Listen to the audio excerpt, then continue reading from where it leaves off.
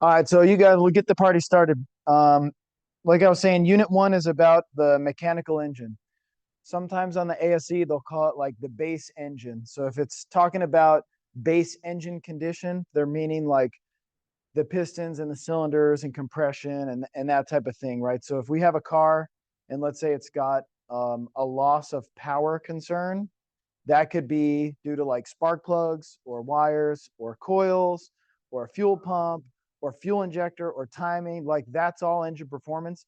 But if it specifies the base engine, that's talking more about like the engine, right? The pistons and the valves and the rings and that type of stuff. Okay. So that's what we're on right now. Go ahead. Both. Both. Yeah, both. Yep. So we're going to cover both top end, bottom end. And if you've taken an engine performance class, that's really good. Or an engine repair class, top end or bottom end, that's really good. It's going to give you a good advantage, but we still need to cover it because this is part of engine performance, although it'll be either one or two sessions. We'll see how we do. Okay. So if we just jump into it to start, let's talk about like the engine. For it to operate efficiently and effectively, the mechanical condition of the engine must be in good working order. You understand?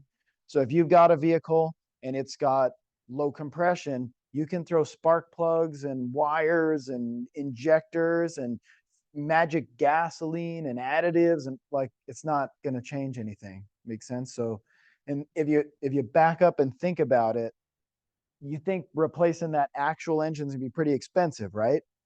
So I want you to remember this when you're thinking, oh, it doesn't run well, so let's sell a tune-up, because a tune-up is a term that's a little out of date, but we used to do it a lot. Oh, your engine has loss of power. Well, first let's start with the spark plugs and the wires and the coil and do clean the injectors and adjust the carburetor if it's an old car and stuff like that. You want to get paid to do that type of work, or you want to do it like as a donation? Or you want to get paid. Well, do you feel like it's really like are you being a good steward of the customer's money if you're having them replace all these things and tune up all these things and adjust it all when you're putting all that on an engine that's no good? Exactly. So you're going to take a bunch of their money saying, "Hey, we tuned it up," but then after the fact you're going to find out, "Oh, we checked compression and your engine's defective," and it's going to be engines aren't cheap, right? So like back in the day, I bought the engine for my truck. I think I got it for like 300 bucks. And given it ended up needing a rebuild. So if you got a decent one back in the day, it was $800, and you could actually put it in the car and have it work. I went a little cheap, right? But now I can give you some current prices. Um, a, a friend of a friend, right? I have a lot of friends, depending on how you define friends. A friend of a friend, which is really someone who needs some work done, you know, not really interested in me until their car is broken. Then I'm a friend. See what I'm saying? You get me? You know? So it was like, hey, my Subaru has a loss of power concern. It'll barely get out of its own way. And I took it to the Subaru dealer and they quoted me $18,000. And it was like, okay, for what? And so I actually got him to send me the estimate. The engine itself was like 8 grand. Then they wanted to do quite a few other things. And next thing you know, if you're talking $200 an hour of labor and the labor's 20 something hours, you're already over 4 grand in labor right there by the time you pay tax on it. So one way or another, this bill got up to 18 grand. And I kind of negotiated on their behalf to say, hey, this car doesn't have that many miles. It's technically out of warranty. Can you do some sort of assistance or whatever? And Subaru covered 5 grand and the dealer covered 5 grand. And the customer ended up opting out of some of the optional repairs, and they ended up getting the whole job done for about 5 grand. So that was an amazing deal, but it was still $5,000 out of pocket. And that was with two other parties paying five apiece. So that was expensive. My wife's grandmother has a 96 Cadillac Eldorado. It's a Ronnie car. It's a two-door. Yeah, it's a pretty cool one. Yeah, it's a nice one too. Yeah, it does. Really clean. They've had it since brand new. They love the car. It had an issue with actually one of the next things we're going to cover, coolant consumption. It was burning coolant. Um, Due to a couple things on that one. The head bolts were starting to pull out from the block. That happens on these North Stars. And they didn't have their coolant changed often enough. It actually corroded the cylinder, the head gasket mating surface. So it couldn't just get a new head gasket. It really needed all new material, which means it needs an engine. That one from Jasper, which is not OEM, that's an aftermarket, was 12 grand. Right. So no, 4.6 liter North Star. Yeah. So a nice, nice, and these are nice cars. These aren't cheap engines, but even any cheap engine isn't cheap. So I got a Tundra from a neighbor with a 4.7 V8, 250,000 miles, no maintenance done. He totally fried the thing, which was actually funny enough, also due to coolant consumption. It had a head gasket blown, burned the coolant, went low on coolant, overheated so bad, the valves stuck in the guides. It broke the valves clean off. So by the time I got it, it was like, hey, this needs a whole engine. Like it's a 250,000 mile 20-year-old truck. You want to fix it? And he said, no, no, no, I don't want to fix it. So I said, well, cool. I'll take it from you in exchange for the diagnosis. And I ended up putting an engine in it.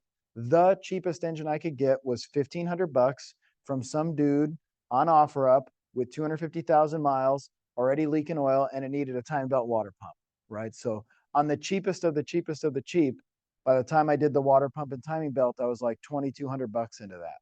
And by the time I fixed the leaks, did the timing belt, water pump. So engines aren't cheap. There's no way it's going to be cheap. We have no business throwing a bunch of tune-up stuff and throwing a bunch of parts on it if the engine itself's no good. Make sense? So the best way to proceed is let's start with the base engine. And if the base engine has an issue, work up a price for what it's going to need to fix the base engine. A junkyard engine, a reman engine, an OEM engine, or potentially rebuild it yourself in-house. Those are good options, but you got to present them with the price, because probably if you give them a price of 7 grand and the car's worth 5, they're going to say no. And that would be a good decision, to be honest with you. It's not a good decision if you throw $500 worth of tune-up stuff and say, well, it's cheaper to do this stuff than to replace the engine. But if it still needs the engine, it's worse because you threw 500. Now you quote them 7 grand and they say, I don't want to fix it, but where's the 500? They're going to want their money back. And technically, you don't have to get it back. But if you don't, you're going to have bad reputation. They're going to blast you on Google review and Yelp and everything. Okay. So bringing you to the reality of the situation. All right. Then another thing, assessing the condition of the engine is a critical step in the diagnostic process. You need to know what you've got. If the engine itself is no good, you need to know that. So depending on the exact nature of the failure, we need to start with that. And then again, engine mechanical testing is work performed to diagnose more accurately what major engine work is needed. Okay, so we don't just say, oh, your engine's shot, it needs a new one. Your engine's hammered, your engine's cooked. I mean, I'm trying to get with the terms. Cooked, is that current? Cooked, that's cooked. That's Gen Z thing, right? We don't just say that. We need to be a little more specific, right? So to provide a good example, that Tundra that I got, cooked. Yeah. Is it cooked or smoked or wasted or what is it?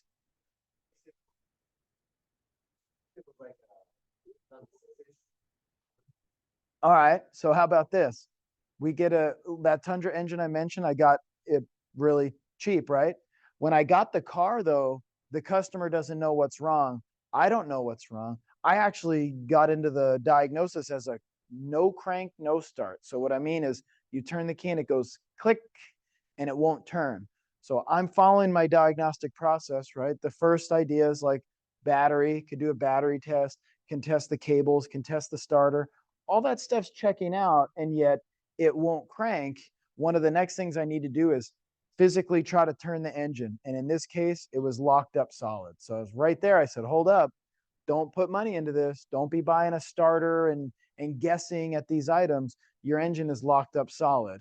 What do you want to do? And he's kind of like, well, are you sure? And I said, well, we could do a few more things. I could take the serpentine belt off to make sure that it's not like the alternator seized, which is stopping the belt from turning, which is stopping the engine from turning. And I took it off and it still didn't turn. I said, well, we can drain the oil and see if we see any evidence. And when I drained it, it was a disco party. There's a lot of glitter in there. You know, so we were all on the same page. Hey, your engine is no good. This engine's locked up. What do you want to do now? Right? So we want to start with the engine, but we want to be really specific. We don't want to just say, well, your engine's no good because it's high miles, or your engine's no good because I see this leak or whatever. If the engine won't turn and there's metal in the oil, that's going to have substantial damage. To know exactly what's wrong, I'd need to at least pull the pan and do further inspection. That's hundreds of dollars. And I'm really confident based on the glitter, the disco party, it's not going to be good news. So I just said right there, like, hold up. If you're not willing to put thousands into this, don't even pay me any more money to diagnose it. Let's just stop right there. And he was really happy with that. And that's how we came to the agreement of, I'll take the truck. You owe me nothing. I'll get it out of here. You don't even have to call anybody, nothing. Just boom. This goes away and you owe no bill. He was happy with that. I was happy with that. I ended up putting the engine in it and I use it. It's an 8-foot bed. I like the 8-foot bed. So I use it as like a ranch work truck. Right. And so there's various examples of the same thing where people are replacing various things. So one that happened in the dealer was a vehicle came in for a MAP sensor performance code. MAP sensor is manifold absolute pressure. That means this sensor measures your engine vacuum, and the vacuum was like out of specification. So it set the code due to the MAP sensor reading being off, right? So 90% of, probably like 99% of DIY techs are going to say, oh, it's got a MAP sensor code. What do we replace? And that's exactly what the tech did. Put a MAP sensor in there, and guess what happened? Didn't fix it, same exact thing, still setting the MAP sensor code. So the next step was, let's actually check the vacuum. A more advanced diagnostic technician came in, connected a vacuum gauge. That's something we're doing in the afternoon. Measured the vacuum, and the vacuum was very low and bouncing. It set the code for the MAP sensor performance, not because the MAP sensor was bad or the wires were bad. The actual engine vacuum was low and bouncing, and that's due to a mechanical engine failure, right? So this more advanced diagnostic tech ended up pinpointing, hey, this has a mechanical engine failure, and they had to go further into compression and cylinder leakage to find that it actually had a burned valve. So the problem was a burned valve. That's an expensive job. The MAP sensor wasn't the problem, and the new MAP sensor really should have never got charged and replaced. We shouldn't have been in that area. Makes sense? So we'll bring this in, make sure that we know what we got. And one of the first things is going to be, if you've got engine problems, they can have consumption issues. Consumption meaning it's consuming something. So engines are supposed to consume gas. They're not really supposed to consume substantial amounts of oil or coolant. So I like to clarify something so everybody knows. All engines burn oil, just so you know, all of them. Every single internal combustion engine. And when we look at some of the diagrams, I'll even help to explain why the oil is splashed up on the cylinder on the cross hatching, and a little bit of the oil burns, but it should be a little bit of the oil. The manufacturer specifies how much oil should be concerned. My truck, for example, the one that I told you I got the engine and I rebuilt it, that one was burning 1 quart per day. That was way too much. Remember that? That's way, way out of spec. Like typically the max spec is like 1 quart every 1,000 miles or maybe 800 miles. Mine was burning 1 quart a day at like 50 miles a day. 1 quart and 50 miles is way over. If I were to go 1,000 miles, it's already been out of oil for miles and miles, you know, so that was excessive. So if we have a vehicle and it's consuming oil, that's not because of the spark plugs and the wires and the injectors. That's in the base engine. That's in the mechanical engine failure. A good example of why that's so relevant is, you guys will remember this number. I know you. Anybody ever seen a DTC, a diagnostic trouble code, P0420? For some reason, a lot of people remember that one. Catalyst low efficiency. They do. Catalytic converter low efficiency. And you're like, oh, okay. And a lot of people will tell you, oh, yeah, that's easy. Change the oxygen sensors. And I'd say maybe, but probably not. We could go into extensive detail about how that DTC sets And we will later in the emissions part. But for right now, I'm tying this to oil consumption.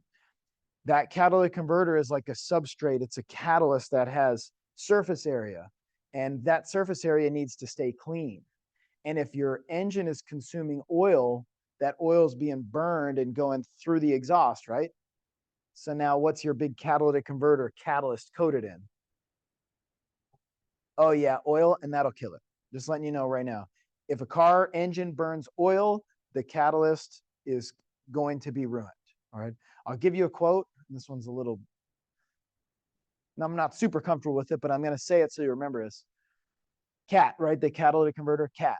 Cats don't die, they're murdered. What I mean by that is catalytic converters don't just die a natural death. They're murdered by the oil consumption, or they're murdered by misfires, right? So if we've got a car and it's got a bad cat, and you tell the customer, hey, we diagnosed it, you need a catalytic converter, and you charge, catalytic converters are expensive, it's gonna be $2,000. You put a $2,000 cat in there, and then 11 months later, exactly, 11 months later, they're just about coming up for smog and the cat's bad again. They're going to say, hey, you put a bad cat in, or you this, or you that. And in reality, a lot of these horror stories, it's not the technicians trying to rip the customers off. It's that they saw the cat was bad and they didn't zoom out and say, like, why is this cat bad? And link it to the fact that the engine's got 250,000 miles and it's burning oil, right? So if I get one of those, I'm gonna take a step back and say, hey, I can replace your cat, but it's gonna fail again. Do you want to replace your engine and your cat for $9,000? I'm gonna say no, and I'm gonna say, well, then you probably need to make a decision here. It's probably time to let this one go, or put the money into it. Cars don't die. I mean, they're not like people. We can replace every part on the car over and over and keep them living forever. You can't do that with people, at least not yet. But it doesn't make sense. So I just try to talk the sense into people. Hey, the engine's burning oil. The cat is bad. It could be, but if you put $7,000 into a 2000 Honda Civic, I'm going to say no. However, if you love the Honda Civic, you should put any amount of money into it. My perfect example is I have a Hummer pickup truck, and honestly, it's La Toxica. It's taken so much money. I've done everything to it. I've replaced the, I'm gonna, you'll see, I'm gonna bring it in. I thought I brought it one day, like last month. That one, oh, easily, twice probably, right? I bought it. It was salvage title. I totally rebuilt the engine. I totally rebuilt the transmission with all hard parts. I ended up painting 90% of the truck because the paint was burned off. I've got like $6,000 into the suspension, partially due to upgrades. Right. And I could go on, and I'll probably shy away a little bit. I mean, it's a cool truck, but like there's no reason to be putting $20,000 into a truck. I could buy a truck with, and it's 180,000 something miles. I could have easily bought a better truck for less money than I put into it. But you know why I did it? Because I love it. And it's a bad relationship. And that's why it's the top. But I'm calling it how it is. You will get customers that'll say, I don't care about the price. I like the car. I like the car because it has sentimental value. I like the car because my dad left it to me. Then cool. But let's operate in truth. Don't say like, hey, if you put this cat in, it's good to go. Because if the cat was killed by the oil consumption, it really needs both. And if they want to do both because they're sentimental, then do it. But don't surprise them with, hey, if you can afford $2,000, this car will be great because $2,000 today is going to be $2,000 in 11 months or however long it takes. And then next thing you know, you've done 3 cats in 3 years and $6,000 on a car that's worth $3,000. So just be aware. Just try to gather the facts and present it to the customer. They can decide. Okay. Now let's talk a little bit more about that consumption. Oil consumption, for the most part, really means you put oil in the car, you check the oil, it's full, you drive it, you come back, you check it, and it's low. Makes sense? That might take a day, that may take a month, that may take 6 months, but it's consuming oil. It could be just due to drips and leaks. And so if you look at external leaks and you can lift it and you can see the oil pan is wet, or the valve cover is wet, or the rear main seal area where the transmission and the engine meet is wet, like that's external. That's not exactly consumption, but we'll still consider it consumption for now. Okay. What I'm really more concerned about is internal leaks. All right. So there's two types of internal leaks. It could be between the lubrication system and the cooling system. That you guys have heard of blown head gasket, right? A head gasket can fail in no less than 10 different ways. But one of the ways is when your cooling system and your lubrication system, those are supposed to be sealed off by the gasket. If the gasket fails between the two, your oil goes into your coolant and your coolant goes into your oil. And then you have this mixture that looks like a mocha coca frappuccino, like from Starbucks. It looks like milky, and it looks like something you'd order from Starbucks. Don't drink it though. Don't drink. It's like, but it's brown. It's like light brown. It's like if you take oil and you mix it with water, it gets foamy. It looks like you just added some, vanilla and some sugar, and you just frapped it up. Go ahead. Bingo. And so if you actually look, well, I didn't actually say that right here, but it can. I think it's actually on the next page. So anywhere where your oil and your coolant are next to each other and it fails can cause it. So a lot of times we focus on the head gasket because the head gasket's thin right there. And if it fails right there, they'll start intermixing. That's another term, intermix. But you also have an oil cooler. Most of the time, the oil cooler is located in the radiator. So it's a little mini radiator in the side tank of your radiator, and the oil's inside the mini radiator. But if it gets a pinhole, it's submerged in coolant in your radiator, right? So you almost have like a coolant radiator with a little oil radiator inside of it. They should never be mixing, but if the oil cooler leaks inside of the main coolant radiator, they will mix. So yes, that's exactly true. So I wouldn't say if you have what we've got here, it's a little milky. You can maybe just barely tell on screen here. It's a little bit milky. If it's that, it could be a head gasket, but it could be an oil cooler. There might even be some other examples that could cause it too. Or what if we had a smoky exhaust? What do you think I mean by that? White smoke would be burning coolant, yes. Light blue to gray smoke would be burning oil. Yeah. And that's actually pretty commonly on the ASE. It's just exhaust smoke color. Sometimes you can smell the difference too.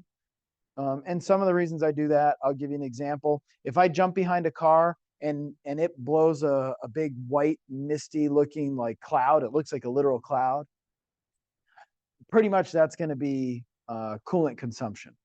But what's interesting is if you have raw fuel in there, sometimes it'll actually put out a white cloud as well. And I've seen this only a handful of times where I see a white cloud and I'll go behind it and it'll either smell like coolant, like kind of sweet. Some guy, a student I had before, called it syrup and pancakes. He'd be like, "Oh yeah, it smells like syrup and pancakes." And I was kind of like, "Well, it's not. Don't drink that." And so it'll smell sweet like that if it's coolant, but if they stop putting coolant in it and they just run water, it won't really smell like anything. So if it doesn't really smell like anything, you know that it's water. And if the cooling system's got water in it, you're pretty confident. But if you get behind it, it smells really bad, like gas, like almost like you literally just got sprayed in the face with gas.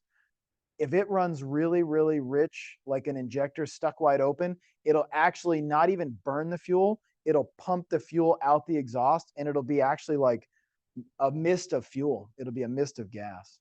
That's fairly rare, but that does happen. Fairly rare, but does happen. So the white smoke, 99% is going to be coolant or water, technically. And then the blue gray, and the example I got is you jump on the freeway. There's a 96 to 2000 Honda Civic. It's probably a hatchback with a straight pipe mod, and it's lowered and it's looking like it was stolen. And they jump on and they're like, and all of a sudden, you just see like a light gray, bluish cloud come out, and you get behind it and it smells like oil. And you're just like, oh gosh. So you guys don't have it so bad. Try commuting on a motorcycle every day. You smell it, you feel it, like it's in your face. You have to wipe your visor off because it's now oiled up. I mean, so I get the full experience of all the elements and all the junky cars, right? That's oil consumption. If I have a car that comes in for engine performance and I see that light gray blue smoke coming out of the tailpipe, I'm like, hold up. How many miles are on this? Oh yeah, it's got 200 something thousand miles, 300, 400 maybe. We're going to be proceeding really carefully because I pretty much already know this engine's got some internal leaks, right? That's what I mean here by internal leaks. It's probably leaking at the rings or, maybe valve guide seals and that type of stuff. Don't be putting money into that unless you're going to really put money into that and fix the engine. Okay. I mean, and if you got a big bank account, you probably got a big bank account, A, because you got really lucky, or B, because you probably made good decisions. And if you're making good financial decisions, you're probably not going to want to put $5,000 into a car that you could replace right now for under 5 with half the miles. I would go with that. Boom, done. But then you get the sentimental thing, and then La Toxica. And I've made a lot of decisions that I know weren't the right financial decision, but I didn't care because that truck's mine. All right, so when we go to do the leak inspection, of course, you guys know you could look for drips, streaks, puddles. Sometimes you can actually literally see the oil leaking out if it's like a loose fitting connection, gasket, seals, right? So oil pan gasket, the drain plug gasket. A lot of visual stuff right there. That's a good point. Um, don't just rely on the customer. Don't say like, oh, does it have any leaks? And they'll be like, well, I don't see any drips on the ground. Well, sometimes leaks don't make it to the ground in the way you'd expect. The oil kind of gets blown around, and next thing you know, there's dirt stuck to it, and it just looks really dirty. And if you wipe it, it's like kind of like black, nasty stuff. Like that's a leak. Okay. Um, or if you really can't find it, you could do a UV dye, right? So if it's hard to find, we can actually put dye in the oil and then run it for a bit and then go at it with a black light, and the old oil won't glow and the new oil will glow. And sometimes it's like purple glow, or most of the time it'd be yellow, right? But a black light with the glasses, you'd be able to see it, and then you can hopefully find the leak. And this gets a little away from engine performance, and I thought about cutting it out, but I realized, like it's still relevant, because if you got an engine that's leaking from 5, 6, 7 different spots, it's leaking all over the place, and the customer says, hey, I've got a loss of power, I want you to replace some things and get it running better, you still kind of want to know if the engine's any good, right? If the engine's not good because it's got a whole bunch of leaks, you may say, well, you should be aware. I can replace spark plugs and all this type of stuff, but like your engine's got a leak. An engine leaking oil or coolant can get really expensive. So if it's a rear main seal, you got to pull the transmission to replace it. That's not going to be cheap. Um, Timing covers are pretty common if it's a timing chain engine. The timing covers in the front. If that's depending on the exact vehicle, some of you can do in the car. Some of the times to do a timing cover, you have to pull the engine out of the car. I'd be telling the customer, hey, before we put like some spark plugs and stuff, you should know you got oil leak from the timing cover, and that job's $2,000 to fix. So you could run it with an oil leak, but the oil leaks tend to get worse and worse and worse. And then if you run low on oil because you're not keeping track of it, you know what happens when you run with no oil, right? Right. So again, we're trying to give these customers, the facts and help them to make a good decision. If you're not willing to fix the oil leak, no problem, but you better be willing to check that oil once a week. And if you're not willing to do either one of those two, I'm not sure that I'd recommend you throw these spark plugs and all this stuff at this engine to tune it up. You should probably get your priorities right. If I have a person like that, you know what the advice I give them is, honestly? Buy a new car that's under warranty, because honestly, if the car is new and it has no leaks and no issues, you don't even have to check anything. You could be like total dum-dum and know nothing about it. You just start it, put gas in it, and you just drive it. You don't care. There's no risks. You know what the negative is, right? You got to actually pay for the new car. But in a way, I think that's better to pay for a new car that's under warranty with no costs and no trouble and whatever, than it is to have someone who won't pay attention to check the oil, have it run low on oil, and seize the engine up, and now it's trash, right? We've had numerous examples of that. Maybe the better in between is to say, well, the price of a new car is 25,000. 35,000 for a nicer one, 60 if it's a truck that's decent. You know, that's the price. Or you can fix up your older used vehicle and we can reseal the timing cover and we can tune it up and we can fix this and we can fix, you know, you could really fix it, but you should really fix it, not just kind of fix some things while other things are not getting fixed, right? So we'll find those leaks. And then we could also inspect the oil and the coolant. So, you know, we were talking about that intermix.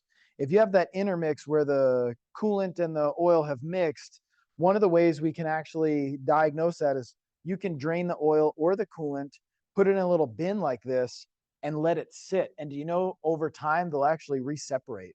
So you had that mocha coca frappuccino that was brown and looks kind of delicious. It's making me want one, except it doesn't taste or smell good. If you let that sit in a little bin like this, it'll turn into this. You see that coolant's down on the bottom and that oil's up on the top. They'll actually separate. It's pretty cool. So you could have some good evidence. Another thing that we'll sometimes do is it's become more and more common, and I got a video on it. We'll send a borescope camera right down in the cylinder, and you can see if you got a head gasket leaking internally. And you know, being able to send a camera in areas we never could before is helping us with our diagnosis as well. Cool. So we'll cover for a couple weeks. We'll be all over the mechanical engine stuff. Okay. And then if we've got that smoky exhaust, remember this grayish blue smoke, like we talked about, gray blue smoke, that's oil consumption. We all agree on that, right? But where is it coming from? Well, that's the thing. We don't exactly know. It's inside the engine, I agree. But where? Well, you could see it could be rings. You know what that means? Like the piston rings. Your piston rings could be worn.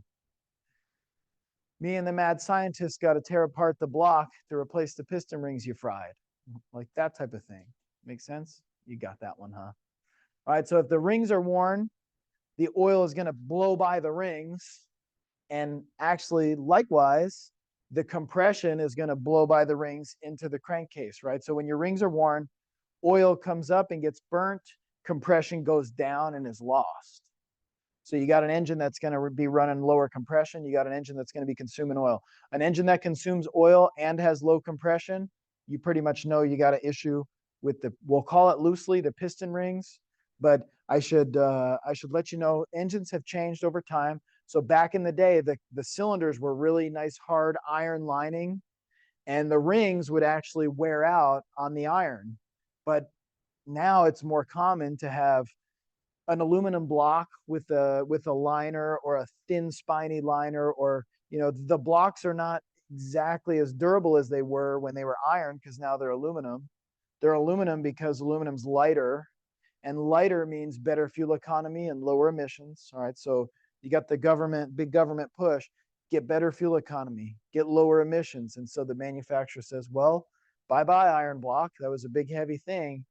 Here's your aluminum block that's a little less durable. So I say rings, but it could also be that the cylinders are worn. If you take an engine apart and the rings are worn, but the cylinder's good, that's a good rebuild. If you take an engine apart and the rings are worn and the cylinder's worn, you got to fix the cylinder. And on some, especially a lot of newer engines, you can't. That engine is not something that can be rebuilt. It can't be bored over. Yeah, they'll make them too thin. Exactly. So when they're trying to save cost, right? So they're just putting a very thin little lining in there, and you can't actually bore it over to the next size. So here I'm saying the rings, but in reality, it could actually be cylinder wear. It's very common to be cylinder wear. If the cylinder's worn and you can't bore it, you're getting a new engine. Or you could technically replace just the block and put a bunch of used parts in a new block, but it's not really cost effective. That's why that customer took it to Subaru, and Subaru didn't say, hey, let's do rings. Subaru said, hey, let's do an engine. It's an $8,000 part. Okay, it's just, that's where you're at right now, as a matter of fact. Cool. So now you could do a junkyard engine. That's fine. But every time a piston goes up and down the cylinder, it wears a little bit. So if you got a used engine, that's got some wear on it. How much wear? I don't know. It's hard to say, right? So you might be getting it's, and you can do some tests. It's hard to do the test when it's on the ground in a junkyard in the mud, you know, but you could do some tests. That's true. A lot of the tests we need to do, it needs to be in the car and it needs to be running though. That's the problem. It'd be great if you could if you could get an engine and you go to the person's house or the junkyard or whatever, and there it is running. What I would do is I'd have it running, and I'd go in there and go wide open throttle, wow, and look in the back. Any smoke come out? No smoke. Hey, I'm feeling pretty good. But if I wow, and I look and I see a big poof, I'm gonna be like, oh, I'm not. And then test the engine there. There's some tests you can do, but we're going to go through some of the tests. If it's at auction, you're probably not going to be able to do very many, if any. If it's at the junkyard, they already got half the car apart. You can't cranking compression test that engine because they got the starter out of it and the battery's gone, right? So when we go through these tests, just keep in mind, a lot of these tests are talking about if the engine's in running condition. And if it's not, it's going to be a little tough, right? So that whole gray blue smoke thing, that could be very expensive. That could be whole engine replacement. It could be a little bit more minor, like if we have valve guides or seals. If it's valve guides, that head needs to be completely redone. If it's valve seals, there's actually ways to replace the valve seals in the car. You're still talking hundreds, if not thousands, but you're not talking 10,000, so, but we have to figure out exactly what it is to tell the customer, hey, it's got an internal engine problem. Their question is going to be, all right, well, what do I need to fix? So we're going to go into more detail on how to determine, is it rings? Is it valve guides or seals? Is it even potentially a head gasket? There's a lot of tests we have to do. But you're going to notice 90% of the tests we do, the car's in the engine and it's running and we can do it. On the ground is a whole different challenge. Cool. Then if we got white smoke, again, we talk about the head gasket, but you made a great point. It could also be that oil cooler. It could be anything that'll allow the coolant and the oil to mix. And there's a few different spots. All right, cool. And then here's just a side note, black smoke. A black smoke indicates an excessively rich fuel mixture. So that means too much gas, too much fuel, and not enough air. And so that could be a number of different things, like maybe your air filter is really clogged and it's not able to get enough air, but it's still spraying the correct amount of gas. It's going to be running really rich, right? So just maybe. Diesel also, who's heard of rolling coal? All right, rolling coal is not a factory thing. From the factory, they are not selling diesels that put out black smoke. That's particulate matter, especially in this state. That isn't going to fly. But even for US EPA, so that's federal, all 50 states, they're not letting you sell a diesel that puts out black smoke. That's no. When you want to do rolling coal, you do a power programmer, a tuner, adjustment, or whatever, and all it really does is say, you know what? Increase the amount of fuel you spray by 25 or 50%. And when it increases the amount of fuel, that means it's rich, right? A lot of gas and not a lot of air, and it actually puts out the black smoke. So it's the same. So when you see rolling coal, that's an aftermarket tune or an adjustment that's made it so it overfuels. I mean, it's kind of funny sometimes when you got protesters doing dumb stuff and making people late for their job and blocking traffic and stuff, and then they get coal rolled, and I'm kind of like, nah, it's kind of funny. But actually, all the person in the truck's doing is burning more fuel, so it's not like efficient or anything. It's not necessarily a great power upgrade. It's a pretty inefficient power upgrade. Just blast fuel at the thing and spray it, so it's also really hard. Diesels have catalytic converters too. They call it a diesel oxidation catalyst. That thing is going to not be happy at all. It's going to need to do some regen, and so this just gives you a little preview. The black smoke is rich for various potential reasons. Now, if we look at spark plugs, let's just say it's got that blue-gray smoke, right? We know that's oil. Where's it coming from? I don't know. Wouldn't it be helpful if you knew which cylinder or cylinders were burning oil? Did you know we can pull the spark plugs out, right? So if we pull the spark plugs out and you find spark plugs like this one is really dark, I'm actually going to even go one. I'm gonna just go full off. I think you guys can handle this. This one you can see a little bit better. That's very dark. That thing is oily and dark. That's coated with oil. If you have a 4-cylinder and cylinder number 2 is coated with oil like that, but 1 and 3 and 4 are clean, you know you got an internal engine problem in 2. Makes sense? So that's a clue. So that's one of the things we'll do. And actually, if it's burning coolant and giving you the white smoke, you can pull it out as well. If it's coolant, they'll tend to get shiny, almost like glassy looking, because the actual coolant is leaving behind like a substance on the spark plugs. Cool. And sometimes they can be grayish too if it's coolant. All right. So talking more about the engine, this is not about the exhaust anymore. This would be about if the engine's making noise or vibrations. And so part of the reason this one's so critical is if you have an engine and the engine is, let's say, knocking, ticking, got some sort of a noise, that can affect the engine performance, because we have on any modern engine, like let's say after 2005, probably, so like for 20 years, we have knock sensors that are essentially microphones, and they're listening for any sort of knock or rattle or anything, because a knock can be caused by ignition timing that's too advanced, or by combustion temperatures that are too high. So if the engine hears a knock, it's going to take the timing, it's going to back it off, it's going to retard the timing. It's not my term, it's just a technical term. It's going to start retarding the timing, which is going to move it a little late, and that's going to protect the engine, right? So now the car is not going to have as advanced timing as it was designed. It's going to lose power. If you retard the timing, the engine loses power. If it retards the timing and it loses power because it's hearing a lifter tick, the only way to fix that is to fix the lifter tick. Makes sense? So a knocking engine, a ticking engine, a timing chain rattle, all these types of things can actually cause the engine to lose power because you got the knock sensor retarding the timing.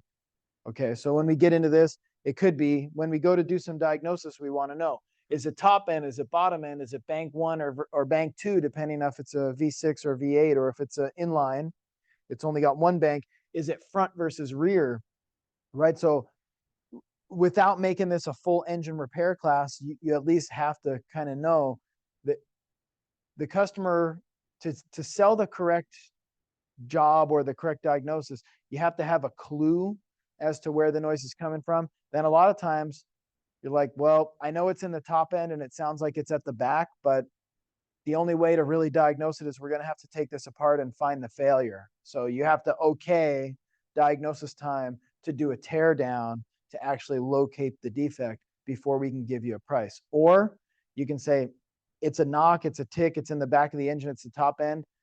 Here's a price on an engine. A whole new engine will fix that knock, right? But sometimes we're trying to save money, so we have to try to pinpoint it. We at least need to start by, getting some ideas of where it could be. And one of the go-to tools is going to be, it looks like what the doctor uses, right? The stethoscope. But this doesn't have the cup on the end where they check your heart. This just comes to a point, and you can put it on different points. And if it's really loud when you put on that part, you're tracking it down. The knock is originating from wherever it's the loudest. Makes sense? So you go around looking like a doctor, probing and touching different things, right? And it could be things like a lifter tick. Variable valve timing can make some noise. Piston slap, rod knock, spark knock, right? So if it's piston slap, that's generally because your cylinders are worn and your piston is worn and it's no longer that tight. It's kind of loose. So it'll get like a piston slap. That's not good. That engine's going to need to be rebuilt or replaced, right? So that'd be one of the worst. On some engines, piston slap could actually be normal. If when you start it and it's cold, it's really loud, and after about 30 seconds, it quiets down a lot or even goes away. That's a good sign of piston slap, but that might be semi-normal. Like all the LS engines, that's the way that those are made. The piston is a little undersized and perfectly concentrically ground, which means it's a little out of round. And when it heats up, it becomes round. So after 20 or 30 seconds, it quiets down. That's normal. That wouldn't give us a performance concern, though, because it only happens for 20 to 30 seconds and then it's good, right? So it's giving you like an overview.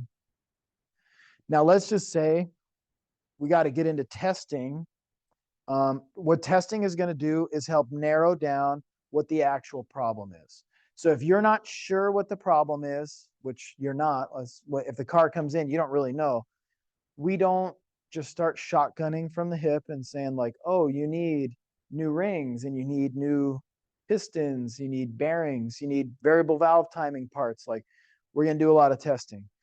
So we could use a series actually of mechanical tests to assess the mechanical condition of the engine, right? For example, this is just showing a compression tester. Compression tester is only one of the tests, right? When we were talking, if you want to buy that junkyard engine, test it. Well, I agree. And we're going to go over all the tests and talk about how to do it. Some of you would have already seen the videos. Each of these tests, I've made some videos. I would like to even make more videos just to show you. And then you're going to get to do all these tests. Hopefully we get to do them all today. All right. But the whole purpose, it's going to be a process that helps the technician identify the location and cause of the fault, right? And it always has to start with a good visual inspection. So sometimes you get a little ahead of yourself and you start doing all these advanced tests, and then you find out it's something really apparent, really simple. You know, if you've got an engine that's not running that well and you find the vacuum is low and you start doing all these crazy tests, and then you just find out the big vacuum booster hose is disconnected, you wasted a lot of time. You could have found that on a visual, right? So we'll do a visual overview, see if we see anything really apparent.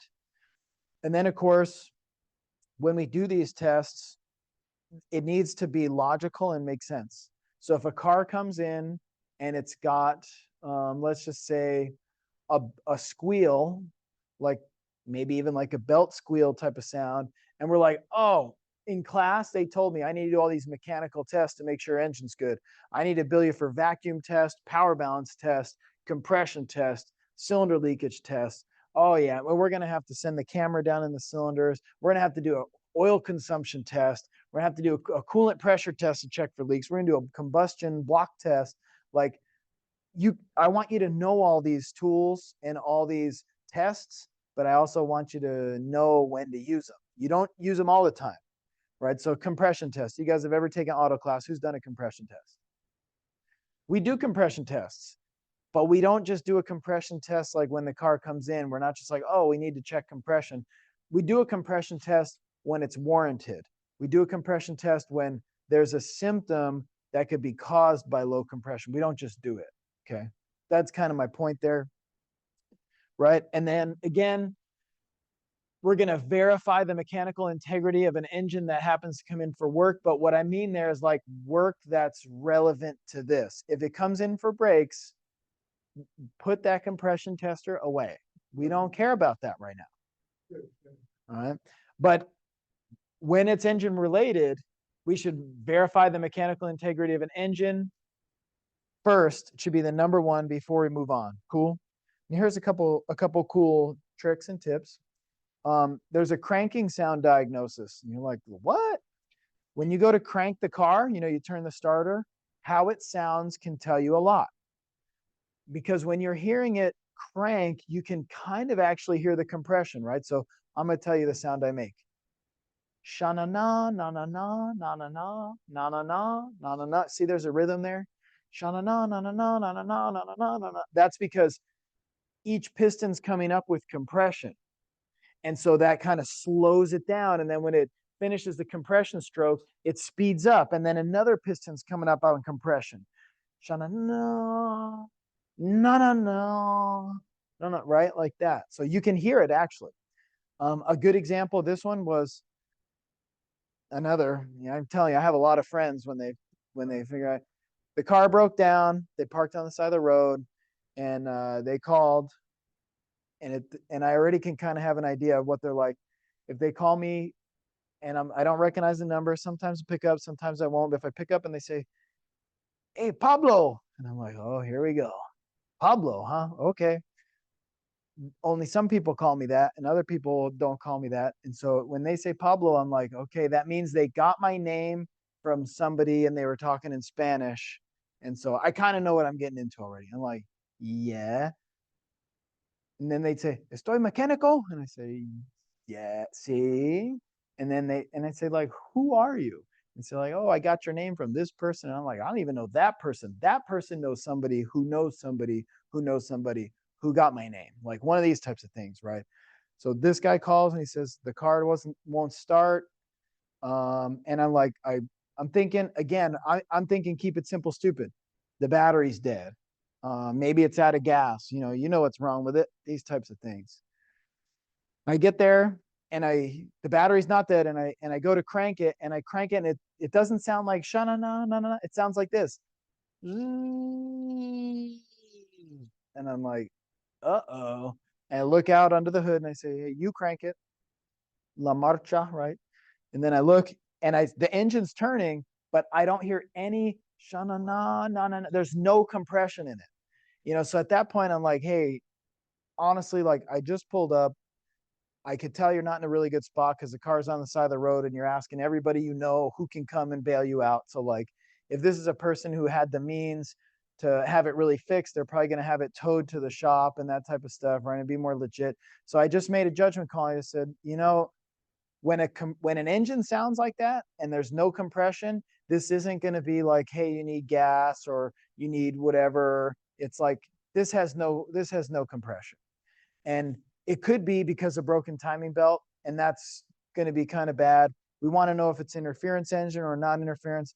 But I look at it, and this was an engine that doesn't have a timing belt. It's got a timing chain. As soon as an engine doesn't have compression and it's a timing chains are not easy to replace. If a timing chain breaks, it's an interference. You're getting valves hitting pistons and all this type of stuff. And I look at it, and this thing's been through a war, and I just tell them, hey, this isn't going to be cheap. And they're like, what's wrong? And honestly, at that point, I don't know. But I can tell by the sound, it's a compression issue. I can tell it's expensive. I just say, like, what kind of money are you looking to put into this? You looking to put thousands? And they're like, oh, no. I say, well, that's all we need to know. I don't know what's wrong with this engine, but I know it's going to be thousands because it has no compression. I can tell just by listening. I didn't even bust the gauge out, right? But that's kind of a cool test, right? Just to be able to listen to it. I didn't even have to put a compression tester on it. I already know. Cool. So that's kind of what this is saying. It should sound similar across all the cylinders. And later, I'll even show you a cranking compression test with an oscilloscope or a scan tool that can actually tell if one cylinder compression is low. So if you had one and it sounded like it was in rhythm, shana na na na na na na na, okay, that's a good sign. But if you have one that sounds like none of the cylinders are making compression, that's a bad sign. Then you can get in between where it's like shana na or shana na na na na na, and you're like, why does that sound weird? The cranking sound is a really good clue as to what's happening mechanically with the engine. That's kind of the point. Cool. Now they do make some other sounds. If you have a starter that's misaligned, that could potentially sound more like, right? But it'll still be in rhythm. It's because the way that the starter gear is contacting the flywheel might just barely be catching the teeth. That would more need like a starter adjustment. That's not a real big deal. But shana na na na na na na would be good. Would be not horrible, but would be bad. Sometimes starters stick and they won't even spin the engine, and you just hear the starter running, right? And then you'd look and be like, I hear the starter, but I look at the engine and the belt's not turning. That's more of a starter issue, right? So quickly you want to determine, is it something minor with a starter or something a little bit more major? If you also have like knocking, that could be like as bad as a main bearing or a rod bearing. Okay. And like it was saying, uneven cranking, if it has a single or multiple cylinders that are low in compression, fast cranking, no compression, right? So getting some pretty good clues. And then as we jump into some of these tests, I want to make sure you understand why we do the tests and why we'd even do it. All right. So the first one is a power balance. Anybody ever heard of a power balance? Power balance is just what it sounds like. You're going to tell what the balance of power is. So if you have a 4-cylinder engine and each of the 4 cylinders have the same amount of power, what percentage do they have? Quarter, 25, 25, 25, 25. Okay, so I want you to understand that concept. The engine should have an equal amount of power between all cylinders. It should. Okay, if it doesn't, that's telling you something, right? So let's just say a car comes in, and the most common start with this is a misfire. If they come in for an oil change, we don't do a power balance test. We don't need to do a power balance test. It's not important. But if they come in for a loss of power and a misfire means just that. It's missing a fire. So when we get the compression, and then the power stroke, it's going to generate a power, right? But if it's not making a power stroke, it's misfiring. Cool. If it comes in with a misfire, and we'll cover the 4-stroke cycle in just a bit. If it comes in with a misfire, we want to do a power balance test to determine which cylinder it is. Okay. So if we think that it's not firing on all cylinders, power balance test is what we would start with. It's going to identify which cylinders are not operating properly, used as a general indication of each cylinder's overall health, right? So as we get in there, disabling a cylinder that's working properly produces a large RPM drop. All right, so simple math. If a 4-cylinder engine is running at 1,000 RPMs and I disable one cylinder, what do you think the RPM should drop to? 750. So if I disable cylinder number 1, it drops to 750. That was cylinder number 1 doing some kind of work? Oh, yeah. It was, but now it's not. Exactly. I plug it back in, it goes back up to 1,000. I go to cylinder 2, I disconnect it. It drops to 750. Cylinder 2 is doing work, right? Plug it in. I go to number 3, I disconnect it. No change. It stays at 1,000 RPMs. 3 wasn't contributing, right? Exactly. So the story I tell sometimes is like, if you guys work together and you're all doing oil changes and there's 4 people on the team, and in a day you do, let's say, 10 oil changes, and then let's just say, I don't know, who wants to be the example? Me. Bo calls in sick. There's only 3 people doing oil change and they still get 10 oil changes done. What's that tell you Bo was doing all the whole time while he was there? Jack Diddley, no. They were doing 10 with 4 people. He calls in sick and there's only 3 people and they still do 10. Apparently you're doing 0. So that's the power balance test, right? We're just seeing how much of a difference does disabling the cylinder make. If it makes a difference, that's good, actually. If you called in sick and the oil changes dropped to 5, we know that you're a superstar. If you called in sick and the oil changes dropped to like 7 to 8, we know that you were pulling your fair weight. You were doing what you're supposed to do, right? But if you don't drop at all when you're absent that day, that means you weren't really contributing to the RPM. Make sense? So like, that's the power balance right there. If you think the cylinder's not working, we can shut it down. It'll tell you kind of what you got. Now, there's different ways to do it. You could pull a spark plug wire and get shocked. Don't ask me how I know. You could also, on a newer car, disconnect the primary ignition. Or on a lot of the newer stuff, you can do this with a scan tool. You can literally just disable injectors on each cylinder. You could also disconnect the injector if you can reach it. Right. So that's how we're going to do the test. And you could record the RPM drop. Now, I'll show you a couple more pictures, but overall, you understand the purpose of this. Now, on newer cars, so this is a little harder to do because newer cars are going to try so hard to make it run smooth, even if it's broken. They mask the fault. You'll disconnect it, and the RPMs will drop, but then the computer will pick it back up, and you're kind of like, did it drop? Did it not? So it used to be easy on old cars, but on new cars, this is a little harder to do, okay? And then again, we could go through the scan tool and or do it manually. So like, here's a run through. This is what we call a skill drill. It's going to actually walk you through how to do it. All right. So we're going to get it running. We're going to determine how we're going to do the power balance test. So in this case, let's use the scan tool.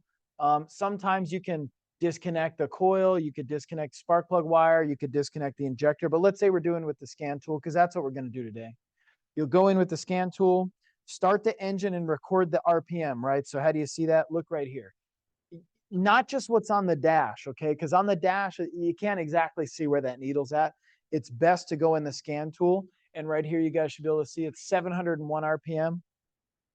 Cool. So note that, and you're gonna disable the cylinder. Okay. You're gonna disable the first cylinder, and you're gonna record what it dropped to. Make sense? And if it dropped from 1,000 to 701, you're gonna have a note of that, right? And then you're gonna re-enable it, and it's gonna come back up, and you're gonna wait about 10 seconds to kind of let it recover. And then you're going to do it again for cylinder number 2, and again for cylinder 3, and again for cylinder number 4. And then you can actually determine how many RPMs drop, right? So if it was the numbers we used, it was at 1,000, you shut off cylinder number 1, it dropped to 750, you'd write it dropped 250 RPMs. Like in this case, it's dropping smaller numbers, right? If cylinder 1 dropped 38, cylinder 2 dropped 36, cylinder 3 dropped 39, cylinder 4 dropped 0, 4 wasn't doing any work. Makes sense? And that's basically just all you're going to do. It's really simple. And then I'll even show you, like, this is a way to do it with the manufacturer. It can vary on how you actually find it, but this one, for example, will actually graph it for you. The test can vary from one manufacturer to the next, but overall, it's going to be a similar concept. Okay, so I want to teach you the concept. I can't give you the exact step-by-step for every car because they do vary.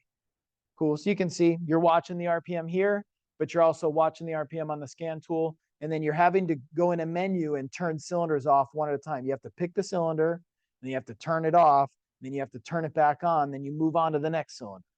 All right. And then one of the next things we'd like to do, if we're trying to do the diagnosis of the mechanical engine, is just inspect the spark plugs. So if we want to go ahead and pull the spark plugs out, that's not that hard. But look at the note. When you do remove them, you need to keep them in order. Because if you pull the spark plug out of 1, 2, 3, and 4 and throw them in a pile, then you find one of those spark plugs is really like dark, like really black. So then why'd you pull them out in the first place, right? It's kind of like being a detective. You can't walk into the crime scene and make a mess of the stuff and then be like, well, I don't really know what happened here. Because in that moment, somebody could have figured it out if they knew some stuff. So don't go in and screw up the crime scene. That's what I'm saying. Keep track of this, right? So it's pretty simple. We're going to remove them, put them in order. One of the things this we'll go into, I put a little link on here, is, in fact, I'm going to have to find that link. I could pull it up. Autolite or NGK or some of the spark plug manufacturers, a lot of times will have like a really nice guide on how to read the spark plugs, and it'll show you all the different things. These ones, it's a bit hard to see, but we will cover the guide on what you're looking for. These could be, if you have one that's a different color, that's a concern. That's the point. And then this part, I actually made a little note right here. You guys give me just 1 second. I'm going to do, it's like I was saying, I caught the wrong version, but I got it back right now. This is something that you guys all get access to. This is a link from Autolite, which actually doesn't want to work, which is okay because I can pull that up manually anyway. Just to show you, if you forget how spark plugs should look, you can go here and I'll search it. Autolite does a good one. Autolite reading spark plugs. Autolite makes spark plugs, so they have something. Yes, this is it right here. It's a PDF. And if you guys want, this is something you can save or download or whatever. But if you look right here, yeah, that's right. It's once in a while you can get them, or you might see them at the stores that sell the spark plugs, right? So there's normal with a red coating. If you want to know about normal with a red coating, normal coloration from the use of additives in unleaded fuel. So they're breaking it right down for you. Well, they have a lot of different additives. I don't know all of the chemistry stuff, but they have quite a bit. Not red dye for diesel, but more like they'll have additives to try to improve stability or how long it lasts, or a lot of emissions related things. Right now, this one, if you look, this one looks kind of dark. It's almost like a little carbon buildup and stuff. That one's fuel fouled.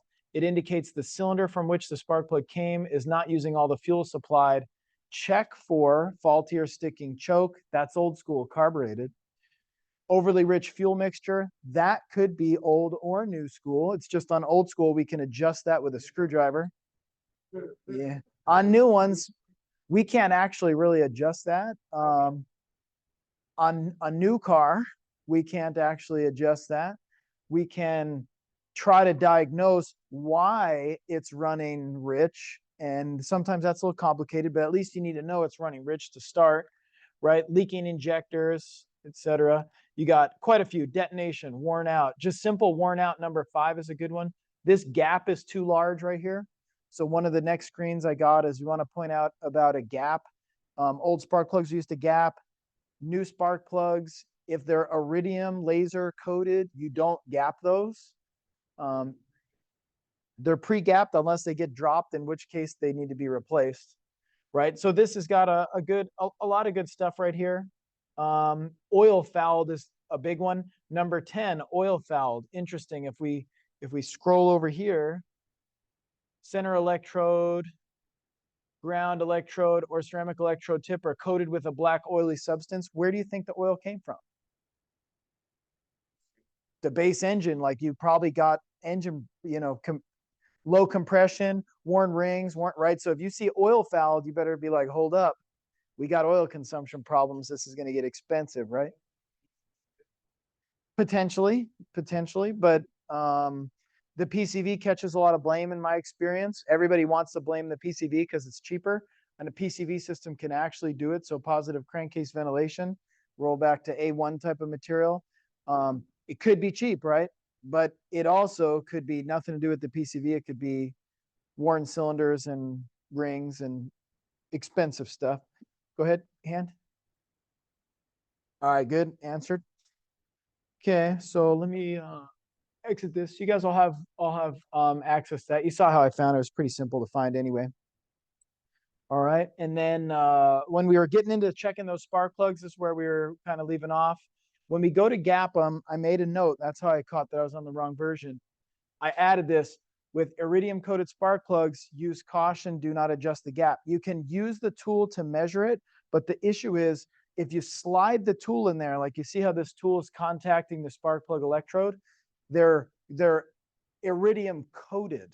There's just a tiny coating on there. You'll scrape the coating off on accident. So you think you're helping somebody out by gapping them and fine tuning them, but actually you just took your $15 to $20 iridium spark plug and made it into a $2 non-coated spark plug. Spark plugs used to last 12 to 24,000 miles, and iridium laser coated is typically 100 to 120,000, but not if you scrape the coating off. Okay, so it's pretty rare that those are really failing, but they do sometimes. All right, so and then verify it's reusable. So this one, you can see how it's so dark and oil fouled. That's not going to be reusable. We need to replace that. So if the spark plugs are no good, we really shouldn't be putting them back in there. We should be replacing them if they need to be replaced. Cool. Now, we talked a whole lot about just like power balance, why we power balance, and a little bit about, how to read the spark plugs, right? But if you have a problem with the spark plugs, this is what we need to really get into. Why do we have a problem with the spark plug? Well, let's start with the 4-stroke cycle right here. And this one is actually kind of talking about spark ignition engines and compression ignition engines. And I just want to do like a very basic thing between the two. Spark ignition means it's ignited by a spark plug. So your car is ignited by spark plugs. They got spark plugs in there. Anybody not have spark plugs? Nobody has a diesel? No diesel people here. Well, no, that's true. Yeah. Teslas don't have any kind of internal combustion engine. So yeah, they don't have any of that. Right. So if you got an EV, you don't have any spark plugs or anything. But if you have a vehicle with an engine, it's most likely going to be spark ignition engine because that's gasoline. That would even be CNG, propane, even some others. But if you have a diesel I like to call them, those are compression ignition engines. Now, a lot of people would jump and be like, they have glow plugs. I'm like, cool, but settle down. The glow plug doesn't do anything other than warm the air. It doesn't ignite anything. It just warms the air. Diesels are right here. Here's a word. CI, compression ignition engines. This is running through how diesel ignites. We're bringing up, well, actually, this one is spark. So this one is compression. This one is spark ignition. The next one is compression. In a spark ignition, compression comes up, the spark occurs. The spark starts to burn the air and fuel mixture that's been compressed. That air and fuel mixture burning builds a pressure, pushes the piston down. That is a beautiful thing right there. It makes a nice sound, and we harness the energy from that. And then it does continue doing the combustion and gives us that downward push. That's our power stroke. Okay, so that's just a little bit about how the ignition starts. We'll cover those in the full 4 strokes in a minute. A diesel's different. We got air that comes in, we compress it, we spray fuel in it. The intense, very high compression itself ignites the fuel. Okay, and there's no spark, there's no nothing. If you look, you don't see a spark plug. There is no spark plug. It doesn't need a spark plug. The compression is so high, it initiates the combustion just based on the high heat and pressure alone. And then that'll start to burn. And then the burning will continue to push the piston down and then exhaust it and whatnot. Okay, so just to give you a basic overview, compression ignition, the ignition starts the burn. Or sorry, spark ignition, the ignition starts the burn.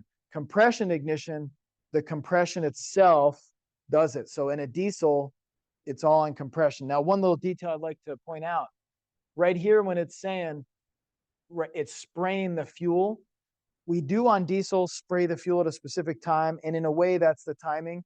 We might compress it, and then as soon as we spray the fuel may kind of start the combustion, but it's really the compression, right?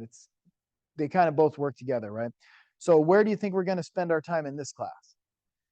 Spark, spark, spark, spark. I'm very interested in compression, but that's not what A8's about. You guys are in a class that's tied to A8 through ASE. This is gasoline, gasoline, gasoline, gasoline. If you get really into diesel, there's a different ASE. It's A9. That's diesel engine performance. How A8 has advanced engine performance, that's L1. A9 diesel has advanced diesel engine performance, that's L2, okay? So if anybody's really into the diesel stuff, cool, but that's not this class, all right? So as we get into here, there's something you must know. There's this thing called Charles' law. It's about temperature and pressure. So if you look at this chart, over here, this is PSI. Over here, this is degrees in Fahrenheit. And we got a few different numbers, and we're just going to make this kind of generic about air. If your air is at 40 degrees, it could be 0 PSI. If you heat it up to 80, that's going to raise it up to 50 PSI. So what I'm saying is the higher the temperature, the higher the pressure. Does that make sense? If you heat it up, it adds more pressure. You guys have ever boiled something on the stove, right? You boil the water and all of a sudden it'll start to lift the little lid and stuff like that. It's increasing the pressure. Okay, that's a big part of how this engine works, and this is why you need to know the physics. If you heat it up, you increase the pressure. Well, let's look at it from the other side. What if you increase the pressure?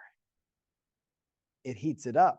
Do you know that? So if you look right here, we could increase the temperature to increase the pressure, or we could increase the pressure, which will also increase the temperature. You know why that's really important? That's why we need compression. If your engine doesn't make compression, it won't increase the temperature. If you don't increase the pressure with compression, you don't increase the temperature of the air and the fuel going up in that combustion chamber, it won't burn. Does that make sense? So when we get into the 4 strokes, we talk about starting with the intake right here. We're going to open an intake valve. We're going to pull in air and fuel. That's just the first step. The next step, we're going to compress it. We need compression to increase the pressure, which is going to increase the temperature, right? If we increase the pressure and temperature right here, while this is doing compression, this thing is ready to burn. Make sense? And then, of course, we spark the spark plug, and it starts the combustion, which is the fire, which is the burning. That's going to rapidly increase in pressure, and it's going to push the piston down. Make sense? And then right here, we're going to go back up, and it's going to exhaust out the exhaust valve. Okay, so The big thing, this is covered in A1 as well, but the big thing I really like to focus on with A8 is that pressure. You have to increase the pressure through compression to get it hot so that it'll burn. Make sense? So you guys tell back to me. If we don't increase the pressure by compression, what's going to happen when we try to spark the spark plug? Bingo, nothing. Exactly. So if we have a cylinder and it doesn't have good compression, it's not going to fire. The spark plug could be good. The coil could be good. The injector could have sprayed the right amount of fuel. Everything could be good. But if we have a problem with that engine where it's not building enough pressure because it has an internal leak, exactly, it won't fire. So we have no power stroke occurring, right? So let's run back through some of these, right? Intake, you'll notice the valve opens, air comes in. There's a lot of stuff happening in that engine, and a lot of that's covered really as part of A1. But for your basic understanding, we needed this intake valve to open. The camshaft opens the intake valve. If we have a problem with the camshaft and it doesn't open the intake valve, is it going to suck air in? No, which means then the next step right here, when it makes compression, if it wasn't able to suck air in, it's not really going to be able to compress anything. It needs to take a big breath in so that it can compress it, right? If you want to do an experiment, take a deep breath.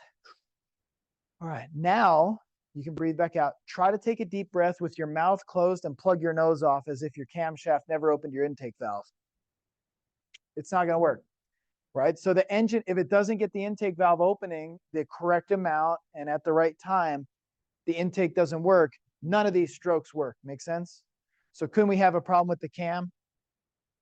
You guys remember I told you that car, I never told you it's a Nissan Sentra, and they called me, hey, estoy mecánico. And I said, yeah. And I go, remember it had no compression? Well, the timing belt was broken, or the timing chain was broken, I mean.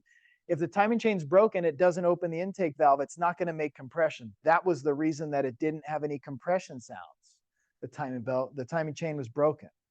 Okay, but I've heard that before. So as soon as I heard it, I already knew what was up, and I was kind of like, this is bad. Don't either bust out thousands or don't fix it. And if you just say right now you don't want to fix it, I'm going to get back in my truck and I'm going to bail. You don't owe me anything. We're good.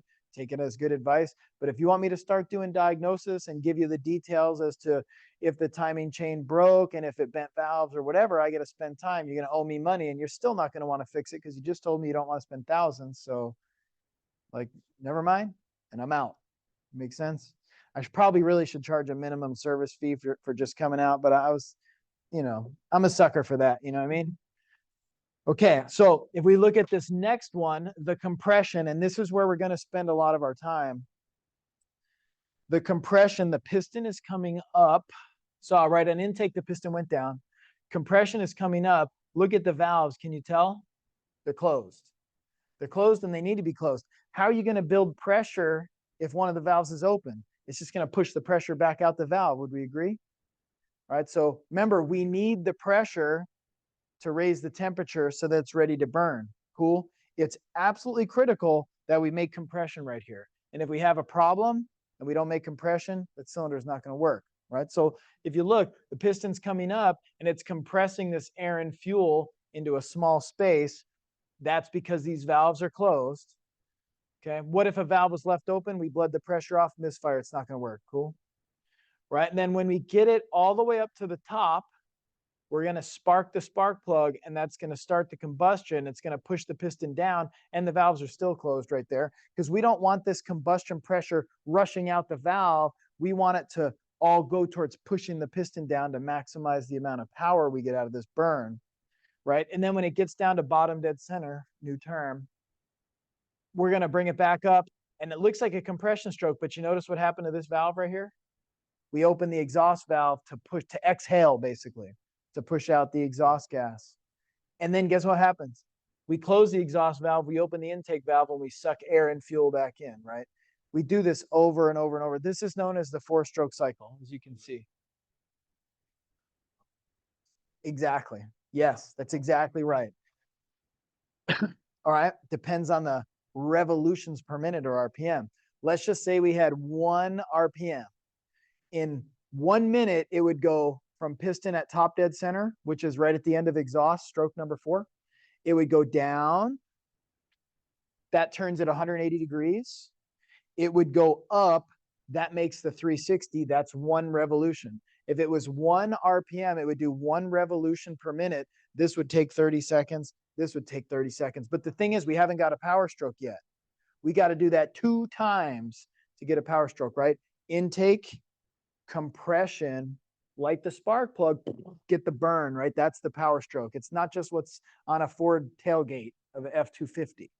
It's also a true term, the power stroke or the combustion stroke, number 3. Cool? So by the time we're into 3, then we do exhaust. If you think about it, it's actually turned 180 plus 180 plus 180 plus 180. That's 2 360s. That's 720 degrees. That's 2 revolutions. So it could take, if it was, you know, let's say it's turning 60 RPM, it would do 1 revolution per second. 1 revolution. And that's at 60. And when at idle, we're talking 600. So you're talking about 100 revolutions per second. It's a lot. Yeah. If it's at 6,000 RPMs, it's a whole nother game. If it's a 4-cylinder crotch rocket motorcycle, a Yamaha R6 turns 18,000 RPMs at redline. So it's so fast you really can't even see it, right? So a lot of the things we measure, like you'll see, we measure it in degrees, not in seconds, because it's all relative to the speed. It depends on what your RPM is, right? Now this one showed the intake really well. Air is trying to come in, and just so you know, the forces at play here are atmospheric pressure. So you guys know you're in the atmosphere. There's atmospheric pressure. It's 14.7 PSI, pounds per square inch, at sea level. We're a little above sea level here, so it's actually going to be a little bit less, but let's just call it at 14.7 PSI. That is atmospheric pressure, and it is pushing the air in a way, if you think about it, right? So as soon as we open that valve, and this piston is coming down, this piston coming down is going to make like a suction, you could say, right? There's a vacuum being built. That's critical for you to know right now. There's a vacuum being built on the top of this piston, and that valve being open means it's sucking the air in. And the thing is, it depends on kind of what you're doing with your throttle, but right here you should know this is going down so fast, the atmospheric pressure is trying to push in, but it's actually making a vacuum. So in the engine, we should have a negative pressure, a vacuum. Go ahead. It's kind of weird to think about, huh? The whole key is your engine has a specification of how much vacuum it should be making at idle. It's usually about 17 to 21 or 22 inches of mercury. So what that means is, like on the next thing, I'm going to show you some vacuum testing. It's measuring, if you were to stick a straw in mercury, which don't do, please, and you were to try to suck it up the straw, you could measure how many inches you could pull it up. Like if it's an in and out, if it's a kind of like that, if it's an in and out milkshake and it's really thick, mercury's really thick, you try to suck it up and it'd be like, you got to let it melt for a little bit. Make sense? But like an engine should be able to pull approximately 20 inches of mercury upward if it's healthy, right? If there's a problem with this intake stroke, it's not going to make that much vacuum. And you could put a gauge on it and be like, hey, this is supposed to be making like 20 inches of mercury of vacuum, and it's only making like 7. You know the suction is not there. Why is the suction not there? Well, we don't exactly know, but my first thought would be, what if these rings are worn, right? Because that's what makes the vacuum. It's got a nice seal and it's going down. What if we got a problem with this intake valve? We could have a mechanical engine issue, and we can at least start to identify that, boom, with just a vacuum test. If your vacuum gauge reading is off on that engine, you know you got some issue, probably engine mechanical issue. Down and dirty real quick, right? So there's your intake stroke. And you can see it's air and fuel mixture because this is port fuel injection. So I'm going to keep it really simple, stupid. We're just going to talk port fuel injection. Later, when we get into types of fuel injection, we have direct injection, we have throttle body injection and carburetors and stuff like that. But for now, port fuel injection is the most simple. It's pulling air and fuel. And that's true for port fuel injection, but we'll get into all the details later.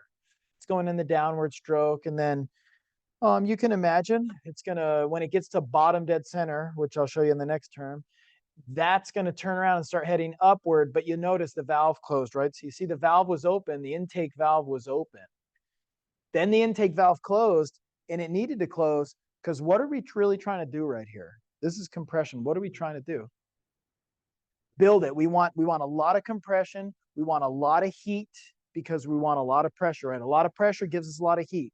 It's all about high compression. So when an engine's in a good physical mechanical condition, we can make 180 psi. You might get it in 200. If an engine's kind of worn out, you might get 130. If an engine has a major issue and you get 30 psi, you're not even going to make enough pressure to be able to fire the spark plug, okay?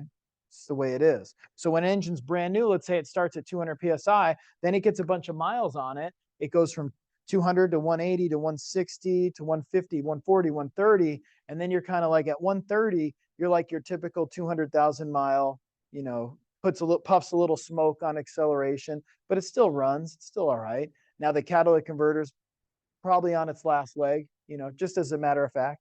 You just, when a car's got a bunch of miles and it's starting to consume some oil because it's, that piston's gone up and down there how many millions of times, it's going to have some wear, right? So if you were of the feeling that like, oh, this car's only got 200,000 miles, like only, man, I don't know, that sucker's been up and down in there quite a number of times. I know it's got some issues.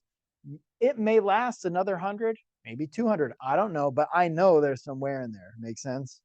So, you know, just know what you got. Remember, I told you last week, I call all the cars junk. Every car's junk to me. I have no emotional attachment to these cars. It's just junk. They're all junk. My stuff is junk. Your stuff is junk. It's all junk.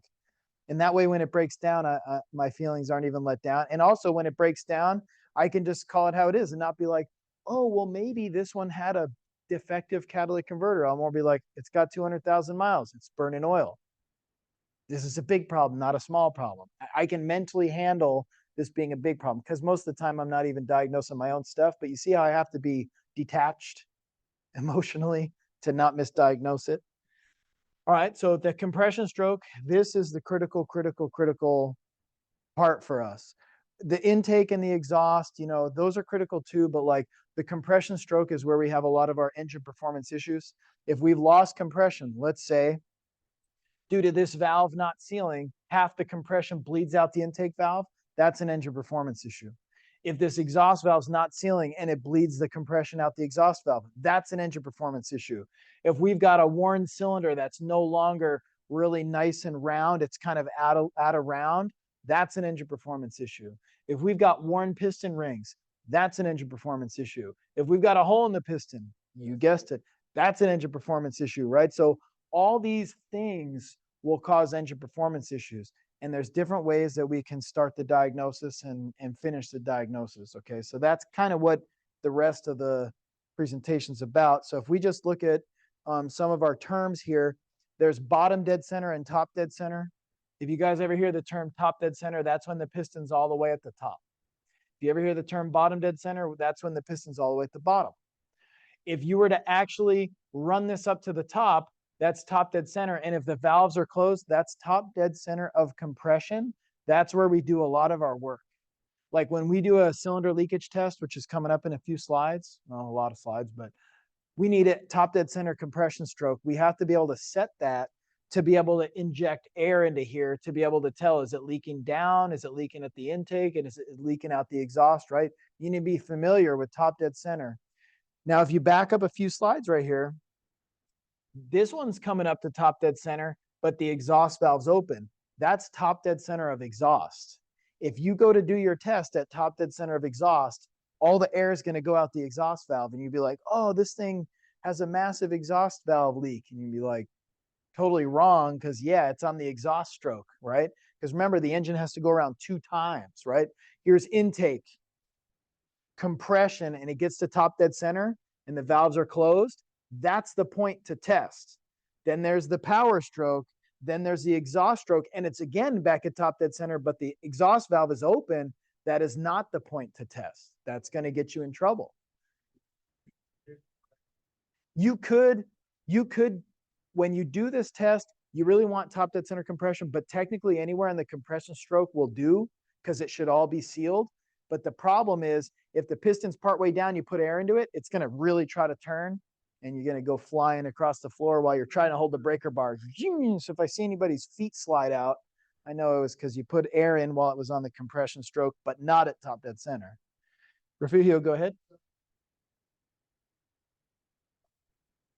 Yeah. Yeah. All those tests you saw, we're going to be doing all those tests. We probably won't finish today, but that's fine. Might be 2 weeks. That's what we're doing. You're going to love it. All right, now let's talk about, you guys are good with top dead center, bottom dead center? And you understand there's top dead center compression. That's important in top dead center exhaust. That's the wrong one.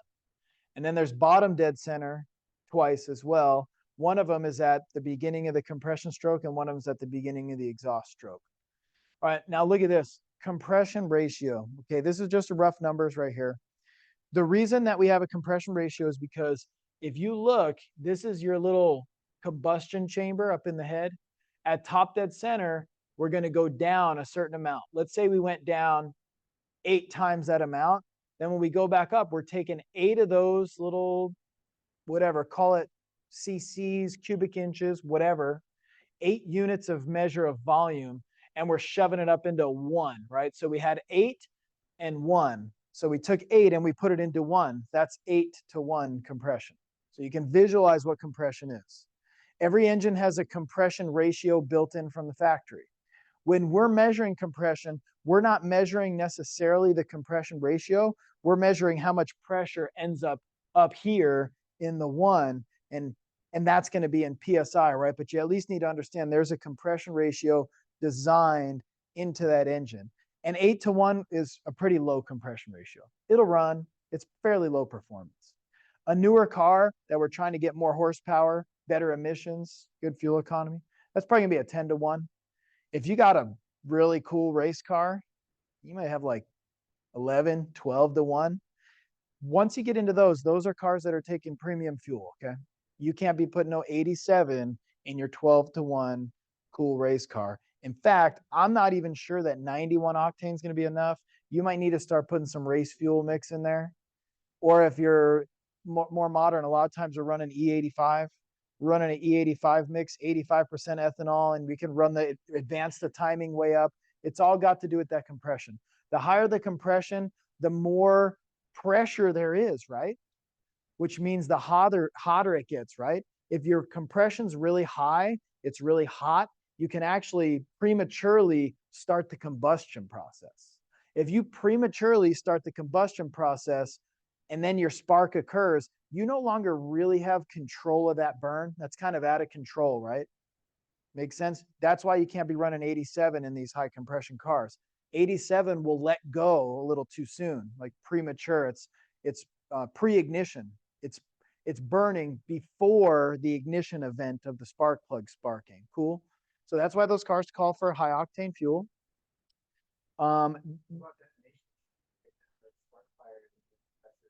Relate a little similar and a little different, which we do cover later.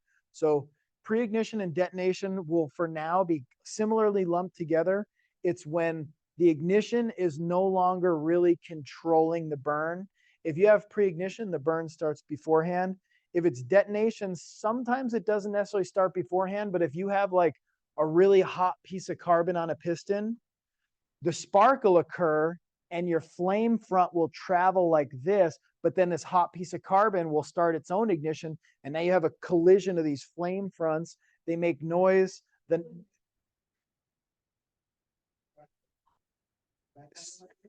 that's similar, but that's like a backfire. That a lot of times is actual raw fuel in the exhaust catching fire. But when we talk about this, we're talking about this pre-ignition, this detonation. Those damage engine parts badly. So that's why we have that knock sensor in there. The knock sensor is listening for those things, because to maximize our performance, we want to run the ragged edge of the highest compression and the most advanced timing. But if we over advance it or we increase the compression too much, you run into these pre-ignition and detonations, right? So the knock sensor's in there listening, and it's like, whoa, I heard something. Let's back the ignition timing off, right?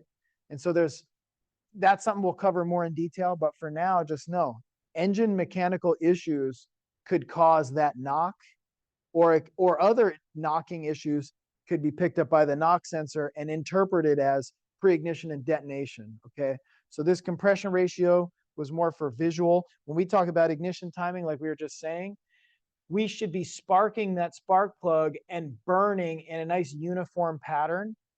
If we have fuel that can't hold up to the task because it's 87 in a high compression engine, maybe that high compression engine isn't high compression ratio, it may be supercharged or turbocharged. That's high boost, right? So it's still high compression, just not due to the 10-to-1. It might be 8-to-1, but it's pressurized 8-to-1. That's still high compression.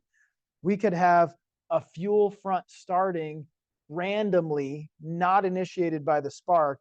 Big problem, right? So this right here just introduces what is ignition timing. Ignition timing specifically is when the spark occurs. We don't measure it in seconds and stuff like that. We measure it in degrees. And just like, who's ridden bicycle? You all have. Don't lie to me. All right, when you go to pedal, right, you know how when your pedals are coming up to top dead center is like right here. You know, when your brain says to pedal, it takes a little bit of time for you to actually send the signal and your muscle to tighten up and start to push down. If you're actually being efficient, if you think about it, when your pedal's coming up, you actually start to get ready to push down a little bit before you're at the top, right? Top dead center is like 12 o'clock. So you'd be like, start pushing a little early. By the time you're actually pushing, it's slightly after top dead center, but you had to start it before top dead center, right? If you started at top dead center, you lost part of your stroke and then you only get like a little bit. You don't get a real good push, right? So what we're trying to do is start this ignition before top dead center, because if you look, it takes 3 milliseconds to reach maximum combustion pressure. So if we start the spark right at TDC, 3 milliseconds later, the piston's already partway down. It kind of missed it. It didn't make maximum power, right? It kind of didn't get a good push. So we start before top dead center. How much before? Well, at idle, we may start, I don't know, 10 degrees before top dead center. That's ignition timing. It's 10 degrees before top dead center at idle. In this example, it varies. The manufacturer could specify, okay? But then when we're going fast, like when you're pedaling really fast, you need to start even earlier because you're pedaling faster. At 2,500 RPMs, we're not going to start 10 degrees before top dead center. We may start 20 degrees before top dead center because that piston's traveling so fast. By the time you spark, it starts burning the fuel. 3 milliseconds later at 2,500 RPMs, the piston's much further along. So we have to start even earlier. And that ignition timing could be controlled in many different ways. And we'll cover ignition systems extensively. But we need to be able to adjust this to really maximize our performance. Old school cars, they didn't have any advancing. You'd set it at 10 degrees before top dead center, and that's all it would ever do. Or you could set it at 0 degrees, which is exactly at top dead center. And that you might have kind of a rougher idle, but you might get a little bit better power, right? Then they got into vacuum advancing and electronic advancing. And now we're probably really going to mostly focus on the newer stuff. But the computer is controlling when that spark occurs. And it's going to be a varying number of degrees before top dead center based on a whole bunch of factors. But at least you can visualize what ignition timing is to start, okay? Now let's jump into some of the tests. This will be one of the first tests we do. We talked about the power balance, right? The power balance, you don't even really need to know exactly what's happening in that piston yet. You just need to know the numbers, okay? But now we're talking about vacuum testing, you needed to know what's happening on the intake stroke. The intake stroke is going to determine what your vacuum reading is. Here's how you do it. This is a vacuum gauge. You can see it's got some numbers. It's on this hose. This hose needs to get hooked up to the engine. Specifically, it's going to get hooked up to the intake manifold. So that's after the throttle plate, after the throttle body, but before the top of the piston. On the intake stroke, that whole area should be sucked into a vacuum, a negative pressure. All vacuum is negative pressure, by the way. But we don't really measure it in PSI. We're, like I was saying, we measure it in inches of mercury, right? So if you look at this gauge, these are inches of mercury numbers, and you can see normal would be like 17, maybe 21, maybe I've seen 22. That's normal. If you had, let's say we went back to that intake stroke, and let's just say you had low compression. Low compression means you have a leak, right? But it also means when it's trying to pull the air in and build a vacuum, that means it's also leaking air into the cylinder, which isn't going to build as strong of a vacuum. So if you had 12 inches of mercury, you'd be like, hey, this thing doesn't, mechanically, there's something up here. And you may start with a vacuum test and realize it's got 12 inches of mercury and then change over to a compression test and find it, right? So sometimes we start with the vacuum test just to get a good idea kind of what's up. Tells you a little bit about the mechanical engine. Okay. And as you notice, what I made right here, it will vary depending on your elevation. The lower elevation, the air is more dense. It has more atmosphere above you. The higher elevation, Big Bear, Idlewild, these places, there's less air above you, so they actually have less atmospheric pressure. That's going to mean you're going to not make quite as much vacuum. That's part of the reason this is a range.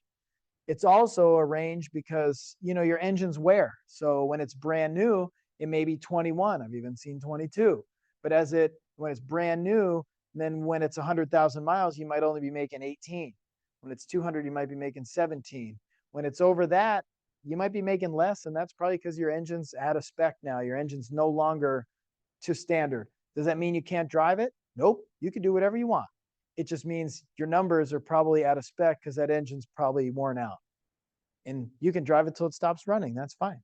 No problem. Right? So when we go to do this, we got to find where we're going to connect it. You may have to use a vacuum tee or whatever, but we could lecture about it for a lot of time. The video shows you, and we're going to do it in person, okay? Then when you actually hook it up, we're of course going to get it started, get it up to operating temperature, and you're going to see, if you look at these numbers, it's pointing to like 58 kilopascals. If you're European, you use kilopascals, but here in America, we speak American. All right, so we're going to use freedom units, which is going to be inches of mercury right here. This number down here, 15, 16, 17, that's a little over 17 inches of mercury. So give it to me in the freedom units. That's what I want anyway. 17 inches of mercury. You tell me in kilopascals, I'm going to be like, what? I got to do a calculation here really quick. I don't know. In fact, I'm not even going to do it. I'm just going to say, no. Read the gauge how I want you to read the gauge. Inches of mercury. Now, this one can do both, actually. This is negative pressure, and this is positive pressure. This is negative 58 kilopascals. This would be 58 kilopascals positive. All right, who knows what boost is? Do you really, though? I mean, you get into boost, it makes cool and all these turbo sounds. I know the sounds. Or you could be like supercharger whistles and all that. But actually, what it really means, a naturally aspirated engine is in a constant state of vacuum. At wide open throttle, the best you're going to get is almost zero. On an engine that's forced induction, supercharged, turbocharged, you'll actually be positive. You can actually build, let's say, I don't know, 10 PSI of boost, right? A vacuum reading is the same as a boost reading. It's just the vacuum is negative and the boost is positive. So if you have a car that has a boost gauge, you'll start it up and you'll notice you'll be running negative pressure. That's vacuum. That's because your turbo's not spooled, your supercharger's not being belt driven fast enough yet. Then under load, all of a sudden it'll swing over to positive, right? So our cars that are naturally aspirated will use a MAP sensor, manifold absolute pressure. Cars that are turbocharged, supercharged, they'll use a MAP sensor that can either read negative and positive, or they use a MAP sensor for idle, and they'll use a boost pressure sensor for when you're in boost, and they'll kind of mesh the two together as an input to the computer, right? But that's actually what it is. Cool. And then you're going to do some different things like snap accelerate, hold it steady at 2000 RPM. There's several tests you're going to do. What should it be? Well, here's your cheat sheet, and I'm going to give it to you on Canvas too. Steady needle within spec. You can see this one's at 20. That would be pretty good. 17, 18, 19, 20, 21, even 22, all happy.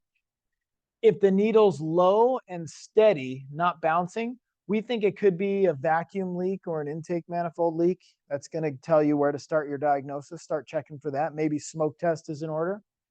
If you have a needle that's normal at idle, And this one I've seen on A8 multiple times. If you have a needle that's normal, everything seems cool, but under higher RPMs, it starts to flutter and get low, right? Like it was normal at 20, but it starts fluttering and bouncing around. You might be looking at like valve spring or guide type of issues. And the reason why is your springs pull the valves closed, right? Your cam opens the valves, your springs pull the valve closed. If your springs are weak, they don't have a very hard job at idle because your valves aren't moving that fast. It's going kind of slow. When you rev it up to 2,500, those valves are opening really fast and the spring's like, man, you know what? I can't really keep up. If the valve spring can't keep up in closing the intake valve, you start to lose some compression on the intake stroke. Your vacuum is going to drop, but it's mostly going to stand out at higher RPMs. That's when the spring's job is hardest, right? So if I were to be trying to study for A8, I would make sure I knew this one because this one appears on that test sometimes. The concept, I don't know the wording. I don't care about the wording. I know the concept though. Concept is there. Cool. So that one's a weak valve spring. Then this one, the needle jumps to almost zero when the throttle's opened, but then it comes back to just over normal when it's closed. Interesting. That's normal for accel and decel. So let me pause you on that one real quick. At idle, let's say you got 20 inches of mercury. Everything's cool, right? When you go wide open throttle, your throttle plate, your throttle body opens. Boom, it's wide open. It lets as much air as can possibly come in. It's not going to make a lot of vacuum when the piston's going down because the valve, the throttle valve is open. It's going to backfill that pressure just as fast as it makes it. It's going to be near zero. That's normal. That's how it's supposed to work. Okay, is everybody good on that? So at wide open throttle, it should drop to near zero vacuum. And then your engine's turning really fast. And so then if you close the throttle really quick, the engine's turning really fast and you just slam that throttle plate closed, the engine's making a little extra vacuum because it's going fast and your throttle's closed. It can actually make a little bit more than spec, right? That's what it said. It was normal. It dropped to almost zero. Then when you close the throttle, it went to just over normal. Yeah, that's normal. That's exactly what it should do. Congratulations. The engine seems healthy. Right? Or what if you had a needle that slowly drops from normal as the engine speed is increased? Right? So it was like, it was good. And then as you increase it, it starts to get lower, lower, lower. Interesting. That could actually be a restricted exhaust. So it's not, it sounds kind of like normal, but a lot of times you'll go to punch it. And what I've seen, let's say you slap it wide open, it'll drop to not quite as low as it should. And then while you're holding wide open throttle, it'll actually all of a sudden just have less vacuum. It'll go back up to 10, right? So if you look at this number, you had 20, it went to near zero, but while you're holding it, it should stay at near zero. And instead, it started to build its own vacuum again. That's actually because the exhaust could be clogged. It'll actually start to bleed back into the system. It's kind of an interesting one. This is not the main way that I would test for a restricted exhaust. But if I saw that number and I hit it wide open and it seemed like it dropped to zero, but then it all of a sudden went away from zero on its own, I'd change over to a different test called a back pressure test. But a vacuum gauge will get you in the right direction. A back pressure gauge will actually really diagnose it. And then if we have one that's steady but low, that could be improper valve or ignition timing. I'm giving you this cheat sheet just so you know, but I'll talk you through them. If we have a little bit of a needle pulsation at idle, like just a very small one, it could actually just be like spark plug issues, believe it or not. Spark plug gap or a problem with spark plug. If you have a little bit of a misfire, sometimes it will just move a little. This isn't a lot of needle fluctuation. This is just a little something. Okay, or if occasionally the needle makes a sharp and fast drop, like everything's cool, and then once in a while it just goes. That could be because the valve is sticking. When the valve sticks, it drops a lot of its vacuum, but then it unsticks and it gets it back. But it's not real consistent because the valve is sticking only sometimes. Right, that one's kind of fun. a sticking guide. Like if you had a lot of carbon buildup on the valve and the valve was hung in the guide, really A1 stuff, top and bottom end. It the camshaft has enough strength to force the valve open, but the spring may not have enough strength to close it. They usually stick when trying to close. Now, if one actually sticks when trying to open, yeah, the cam is going to be not happy. But usually the cam's like, I don't care how stuck you are, you're moving. Boo, get out of the way. Then the valve string's like, I got this. Like, oh, I need help. The cam is much stronger than the spring. And then what about this one? Needle regularly drops 4 to 8 inches. This would be like a big drop right here. Maybe a head gasket or a block to head clearance. So we're losing compression through the head gasket right there. That one would be pretty normal. Needle slowly drifting back and forth, improper air-fuel ratio. That's not real common right now. That's carbureted stuff mostly, but should know it's on there. How about needle drops regularly, may become steady as engine speed is increased? If we have a valve that's worn or burned, or we have a problem with valve clearance, a lot of times it gets better with engine RPM. So if at idle it's kind of jumpy, but then you get it up to 2000 and it's smooth, you might be thinking, hey, we got an issue with like a burned valve. They could do that. And then if you notice, this was talking about, oh, this one we already covered. This one was normal at 20. You blasted the throttle, it went to 0. You let off the throttle and it went a little bit high. That's again, that's normal, right? So there's an overview of some of the vacuum tests that you're going to see, right? And I realize this will be broken into 2 parts. We'll go a little bit more, then we'll call it, okay? Vacuum's going to be the main goal. You could do the vacuum gauge. I like the vacuum gauge. The vacuum gauge is a good way to do it, but you could also do with a transducer. So a transducer is a pressure sensor that converts it to electrical, like voltage for a meter. Okay, so we're going to go ahead and connect it just like the vacuum gauge, except it's a hose that goes to an electrical device. See that? It was an electrical device that goes to a hose. We could connect that up. And then we can actually hook it up to an oscilloscope or scan tool. We can graph it, and then you can look at this. So this will actually tell you how many inches of mercury, and it'll graph it. Now, this is similar to the gauge. If you had a gauge, you could watch the needle bounce a little bit, but if you do it electronically, you can record it. So you can see this one is bouncing. This is, and that's somewhat normal because your engine's running in a rhythm. It's just like an EKG, like a heartbeat reading. So if you want to know more, you go away from the $20 vacuum gauge and you go to the $1,000 oscilloscope. If you don't need the $1,000 oscilloscope, you just use the gauge, I'm good.